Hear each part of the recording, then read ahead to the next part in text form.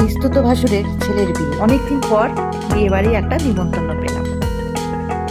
খেতে বসে পড়েছি বিয়ে বাড়িতে, বেশ অনেকটাই রাত হয়েছে, প্রায় 9:30 বাজে।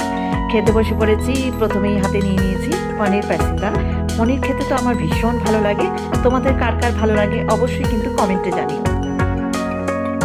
সঙ্গে স্যালাড আর চাটনি। খাচ্ছি, গল্প করছি। বিয়েবাড়ি অনুষ্ঠান এমনই একটি অনুষ্ঠান যে সবার সাথে দেখা সাক্ষাৎ হয়, আত্মীয় স্বজন, পরিজন, বন্ধু বান্ধব সবার সাথে একই ছাদের তলায় দেখা সাক্ষাৎ হয়। তারপরে দিয়ে গেল মটরশুঁটির কচুরি সাথে চানা মশলা। এই খাবারগুলো মোটামুটি সব বিয়েবাড়ির কমনই হয়। মটরশুঁটির কচুরি তো খুব সুন্দর হয়েছে, খেতে খেতে তো আমি কথা বলতে পারছি না, তাই মোটামুটি ভিডিওটা খুব কষ্ট করেই করতে হচ্ছে। তারপরে দিয়ে দেন আলু ফ্রাইড রাইস আর চিকেনটা আমি নিইনি। তারপরে দিয়ে গেল কলাই পাতা মোড়া ভেটকি পাতুরি।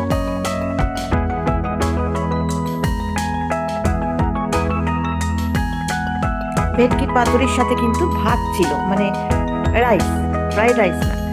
তো আমি ভাত নিইনি, ফ্রাইড রাইসই নিয়েছি, আর ভেটকির পাতুরিটা শুধু খাচ্ছি।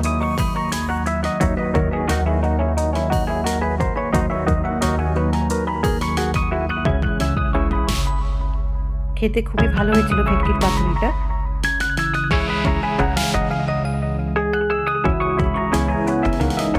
তারপরে দিয়ে গেল মটন আমার খুব প্রিয়, তাই জন্য মটনের অপেক্ষায় বসেছিলাম।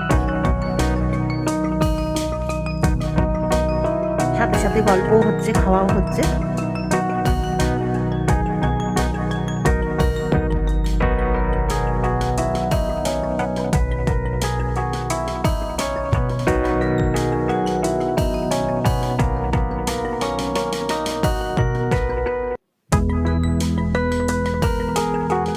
এই যে আমার কর্তামশাই পাশে বসে মনোযোগ দিয়ে খাচ্ছেন মাটন আর ফ্রাইড রাইস।